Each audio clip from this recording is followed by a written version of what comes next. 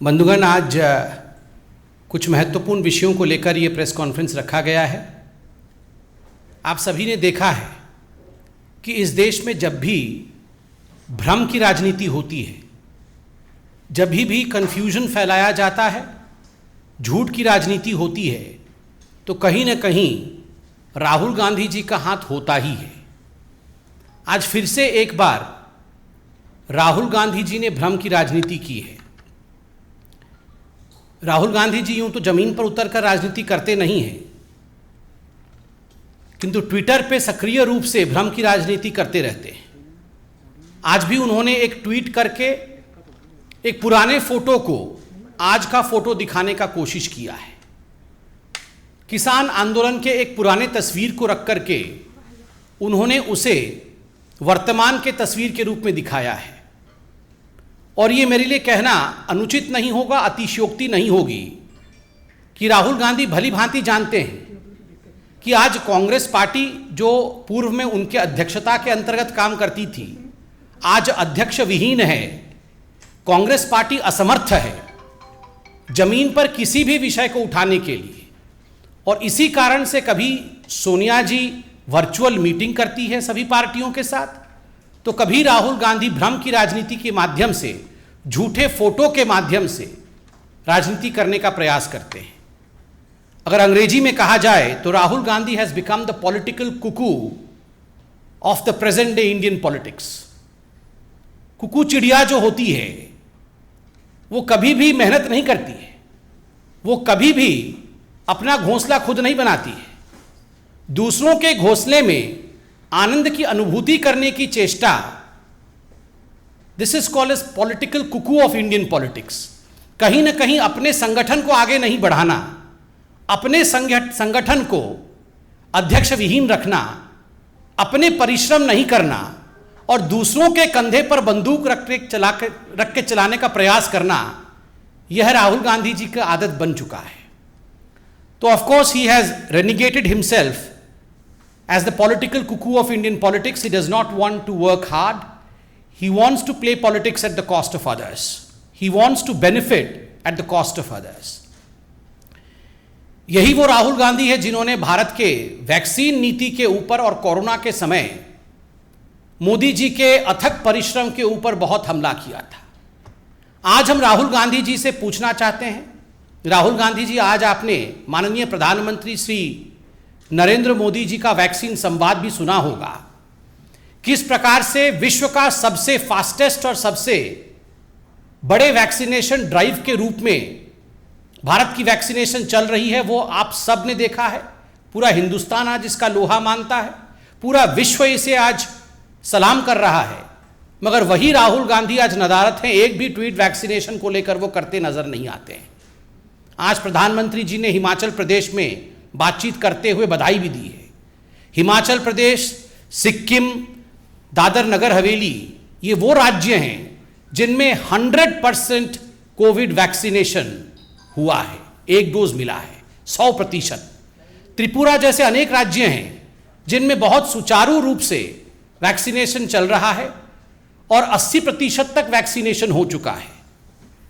बंधुगण, आज तक लगभग 68.75 करोड़ जनता को वैक्सीनेशन का एक डोज जरूर लग चुका है।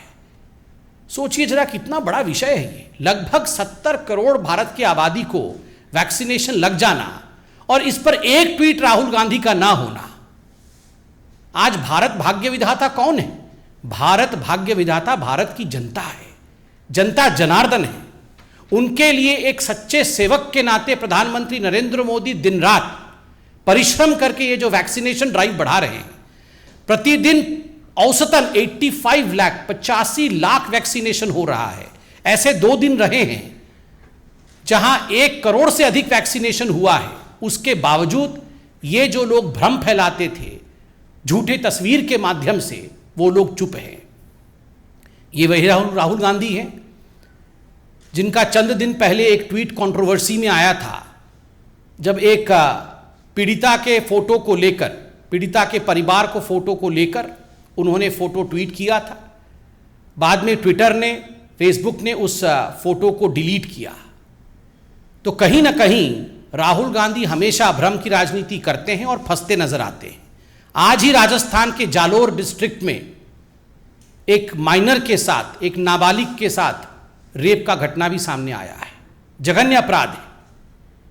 किंतु पूरे हिंदुस्तान में भ्रम की राजनीति करना और अपने राज्यों के विषय में चुप रहना, यही राहुल गांधी जी की खूबी है, यही उनका रवैया रहा है। बंधुगण, आज हमने अखबारों में यह भी पढ़ा है कि किस प्रकार से छत्तीसगढ़ में जो वर्तमान के मुख्यमंत्री बघेल साहब हैं, उनके पिताजी और उनके परिवार के लोग स्वयं ही जातिवाद विद्वेष फैलाने की कोशिश कर रहे हैं। कहीं ना कहीं एक डिसहार्मोनी का एनवायरनमेंट बनाने का प्रयास कर रहे हैं। उनके खिलाफ अब एफआईआर तक नौबत जा रही है। यह सब राहुल गांधी देखते नहीं। इन सब से राहुल गांधी अनभिज्ञ हैं। राहुल गांधी जी, आप तो खुद बोलते थे मैं जनेऊधारी बहुत विराट हिंदू हूं। आपने फोन किया एक बार बघेल जी को? बघेल जी के पिताजी जिस प्रकार से एक समाज विशेष को लेकर वहां आग उगल रहे हैं, जिस प्रकार से वहां वैमनस्य की राजनीति हो रही है, इस विषय पर राहुल गांधी जी आपने ध्यान दिया? कहां से ध्यान देंगे? आप तो झूठे तस्वीर के माध्यम से अपनी राजनीति चमकाने में व्यस्त है। बंधुगण, एक और राहुल गांधी है तो दूसरी ओर हिंदुस्तान के हमारे माननीय प्रधान सेवक नरेंद्र मोदी जी हैं। अथक परिश्रम करके जिस प्रकार का स्थान नरेंद्र मोदी जी ने भारत की जनता और विश्व में बनाया है, यह अपने आप में अद्वितीय है। अभी हाल फिलहाल में यूनाइटेड स्टेट्स का ग्लोबल लीडर अप्रूवल रेटिंग आया है। आप सभी जानते हैं मॉर्निंग कंसल्ट का ये जो अप्रूवल रेटिंग है, ये प्रधानमंत्री नरेंद्र मोदी जी को लगभग 70% का अप्रूवल देता है, और जो डिसअप्रूवल रेटिंग है वह भी कम होकर 25% में ही रह गया है। 70% का अप्रूवल रेटिंग, ये अपने आप में एक बहुत बड़ी बात है। यह अपने आप में बहुत बड़ी अचीवमेंट है। 13 ऐसे देश हैं जिनके राष्ट्राध्यक्षों के साथ ये कंपैरिजन किया गया है, और इन सभी कंपैरिजन के बाद प्रधानमंत्री नरेंद्र मोदी जी आज पूरे विश्व के सबसे चहेते लीडर के रूप में सामने आते हैं। चाहे जो बाइडेन हो, चाहे जर्मनी के चांसलर मर्कल जी हों, उन सभी से आज आगे कोई नेता है पूरे विश्व में तो प्रधानमंत्री नरेंद्र मोदी जी है। इसमें सबसे महत्वपूर्ण बात है ये जो अप्रूवल रेटिंग है 70% का, जो निरंतर बढ़ रहा है। इससे पहले 66% का था, अब वो 70% का है। ये किन कारणों से है? जो उपलब्धियां भारत सरकार की रही है, प्रधानमंत्री नरेंद्र मोदी जी के नेतृत्व में भारत जिस प्रकार से गरीबों के लिए, किसान के लिए, अपेक्षितों के लिए लगातार काम कर रहा है, वो अपने आप में सराहनीय है। प्रधानमंत्री गरीब कल्याण अन्न योजना के माध्यम से 80 करोड़ जनता तक लगातार 2 वर्षों तक अन्न पहुंचाना, 5 केजी अन्न पहुंचाना, ये अपने आप में एक बहुत बड़ी अचीवमेंट है। ठीक उसी प्रकार विश्व का सबसे बड़ा टीकाकरण प्रयोजन, जिसके विषय में मैंने आरंभ में बताया, यह भी अपने आप में एक बहुत बड़ी उपलब्धि है। पीएम गरीब कल्याण योजना के माध्यम से 1,70,000 करोड़ रुपए व्यय करके गरीबों का मंगल करना, आत्मनिर्भर भारत किसान सम्मान निधि में 1.5 लाख करोड़ रुपए बिना बिचौलियों के किसान के बैंक अकाउंट तक पहुंचाना, यह अपने आप में विश्व का एक रिकॉर्ड है। एग्री इंफ्रास्ट्रक्चर में 1 लाख करोड़ रुपए खर्च करना, और रबी हो या खरीफ हो उसके लिए 1.5 गुना एमएसपी देना, यह अपने आप में कोई छोटी बात नहीं है। फसलों का रिकॉर्ड उत्पादन, फसलों का रिकॉर्ड खरीद अर्थात प्रोक्योरमेंट, और फसलों का रिकॉर्ड भुगतान, यह भी मोदी जी के कार्यकाल में संभव हुआ है। गन्ना किसानों का भी एफआरपी अभी हाल फिलहाल में रिकॉर्ड संख्या के साथ बढ़ाई गई है। डीएपी में प्रति बोरी 1200 रुपए की सब्सिडी, यह भी किसानों के साथ खड़े होने वाली नीति है। इनाम पोर्टल के माध्यम से किसानों को मार्केट मुहैया कराना, इसके माध्यम से प्रधानमंत्री जी ने किसानों के लिए लगातार काम किया है। बंधुगण, आज सिर्फ इतना ही हम कहना चाहते थे कि हिंदुस्तान की राजनीति में एक और ऐसे यशस्वी प्रधानमंत्री, प्रधान सेवक मौजूद हैं, तो दूसरे और राहुल गांधी भ्रम के माध्यम से, झूठी तस्वीरों के माध्यम से, ट्विटर के माध्यम से जो राजनीति करने की चेष्टा कर रहे हैं, वो कभी सफल नहीं होगा। देश की जनता प्रधानमंत्री को ही अप्रूव करती है, प्रधानमंत्री के साथ ही खड़ी है। कोई प्रश्न हो तो अवश्य पूछें।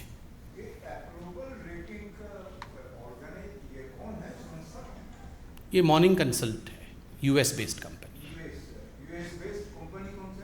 Morning consult. कल मुजफ्फरनगर में किसान महापंचायत बुलाई गई, लेकिन उस मंच का इस्तेमाल किसानों के हित में कम बोला गया उससे। लेकिन उन्होंने ये कहा कि बीजेपी जहां भी जाएगी उसका विरोध करेंगे, उसको हराने की हमारा मकसद है। साथ ही मंच से अल्लाह अकबर के नारे भी लगाया। देखिए, जहां तक किसानों का संबंध है, किसान देश का अन्नदाता है। किसानों को जितना भी नमन किया जाए, किसानों के लिए जितना भी किया जाए वो कम है। 70 वर्षों तक किसानों की परिस्थिति हिंदुस्तान में किस प्रकार की रही है, यह हम सब ने देखा है। प्रधानमंत्री नरेंद्र मोदी 2014 से जब से प्रधानमंत्री के रूप में आए हैं, लगातार किसानों के लिए काम करना उनका ध्येय रहा है। और वही कारण रहा कि पहली बार 1.5 गुना एमएसपी को बढ़ाना। और स्वामीनाथन जी जो कि इसके प्रणेता थे, उन्होंने खुद एक आर्टिकल लिख करके ये कहा कि जो मेरे स्वप्न थे, उन स्वप्नों को यदि किसी ने साकार किया है तो उनका नाम नरेंद्र मोदी है। जिस प्रकार से रिकॉर्ड उत्पादन हो रहा है, जिस प्रकार से रिकॉर्ड खरीदी हो रही है, ये सारा कुछ आपके सामने है। क्या यह हकीकत नहीं है कि आज से कुछ वर्षों पहले आप याद करिए, दाल इत्यादि का उत्पादन इतना कम होता था कि हर सीजन में दाल की प्राइसेस आकाश छूती थी। आज ये जो इंसेंटिव प्रधानमंत्री नरेंद्र मोदी जी ने दिया है, उसके कारण दाल इत्यादि के उत्पादन में भी बढ़ोतरी हुई है। पीएम किसान सम्मान निधि 1.5 लाख करोड़ से अधिक रकम किसानों के अकाउंट में डीबीटी के माध्यम से डायरेक्टली जाना, बिना किसी बिचौलिए के। यह बोलने में बड़ा आसान है, किंतु होने में कितना डिफिकल्ट होगा आप जरा सोच के देखिए। इतने बड़े देश में करोड़ों किसान तक इस प्रकार डीबीटी के माध्यम से पैसा उनके अकाउंट तक पहुंचता है, यह प्रधानमंत्री नरेंद्र मोदी जी के कार्यकाल में ही हुआ है। यूरिया की कमी के कारण पहले सड़कों पर गोलीबाजी होती थी, किसानों की जानें चली जाती थी। आज यूरिया की कोई किल्लत नहीं है, यूरिया की ब्लैक मार्केटिंग नहीं होती है। इन सब विषयों को आखिर कौन देखेगा? जहां तक ऑपोजिशन का सवाल है, ऑपोजिशन कहीं ना कहीं अपने राजनीतिक फायदा के कारण दूसरों के कंधे पर बंदूक चलाना चाहती है। यह उचित नहीं है। हमेशा हमारी सरकार किसानों की सरकार थी, आगे भी किसानों की ही सरकार रहेगी। देखिए, क्या नारे लगाना नारे नहीं लगाना उनके नेताओं का विषय है, इस पर मैं टिप्पणी करूं, ये उचित नहीं लगा।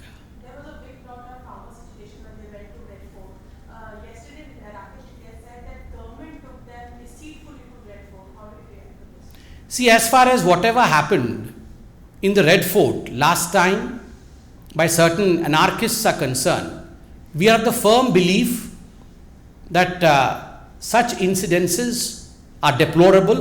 They play with the democracy of country and should never be repeated. In fact, cases are going on, courts are hearing these cases, and we are of the opinion that soon law will prevail.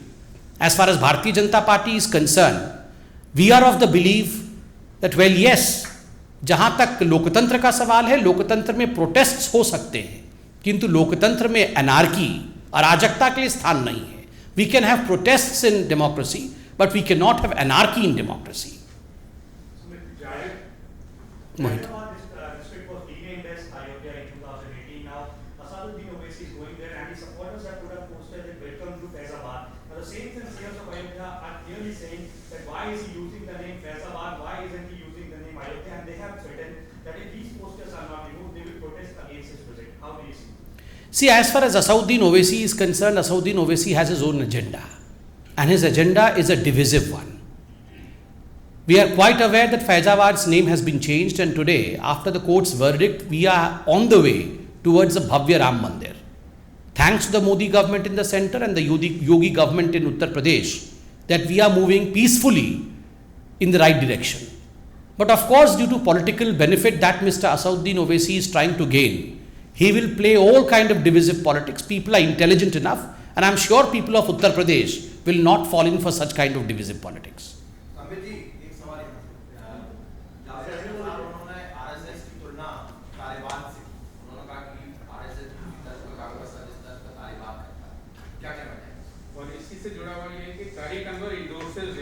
प्रदेश कांग्रेस की है? देखिए, वैसे तो मुझे लगता है इन विषयों पे कमेंट करना उचित नहीं रहेगा। इतना गंभीरता के साथ इन विषयों को जनता देख रही है, जनता इसका निर्णय और मूल्यांकन करेगी। मगर मुझे आश्चर्य लगता है कि इस प्रकार के जो कलाकार हैं, ये एक तरफ तो कहते रहते हैं कि हिंदुस्तान में एक ऐसा डर का माहौल है कि यहाँ पर माइनॉरिटीज़ चैन से सांस नहीं ले पा रहे हैं, और वहीं पर वो चाहते हैं कि बाहर देशों से माइनॉरिटीज़ हिंदुस्तान में आएं और यहाँ पे उनको शरण दिया जाए। ये दोनों चीज़ें कैसे हो सकती हैं? अगर डर का माहौल है, अगर यहाँ सरकार ने, यहाँ बीजेपी की सरकार ने, यहाँ आरएसएस ने ऐसा माहौल बनाया हुआ है कि कोई भी चैन का सांस नहीं ले सकता है, तो ये आप बाहर से आप माइनॉरिटीज़ को और रेफ्यूजीज़ को यहाँ पर क्यों बुलाना चाहते हैं? आप क्या उनका मंगल नहीं चाहते हैं? और दूसरी बात है, देखिए, ये खुद इनके वक्तव्य इस प्रकार के हैं। सुबह उठते ही ये वक्तव्य शुरू करते हैं मोदी जी के खिलाफ, बीजेपी के खिलाफ, संघ के खिलाफ, सरकार के खिलाफ, और हर दिन अनर्गल बोलते हैं और हम सुनते हैं और डेमोक्रेटिकली जवाब देते हैं। तो कौन सा माहौल खराब है? कोई माहौल खराब नहीं है। कहीं ना कहीं ये इनकी आदत पड़ गई थी, कांग्रेस के राज के समय इनकी आदत पड़ गई थी, जिस प्रकार का सरकार उस समय था। अब की सरकार में सबका साथ, सबका विकास, यही ध्येय है, यही उद्देश्य है। इस पे बहुत अधिक कमेंट करना उचित नहीं होगा, जनता सब समझती है।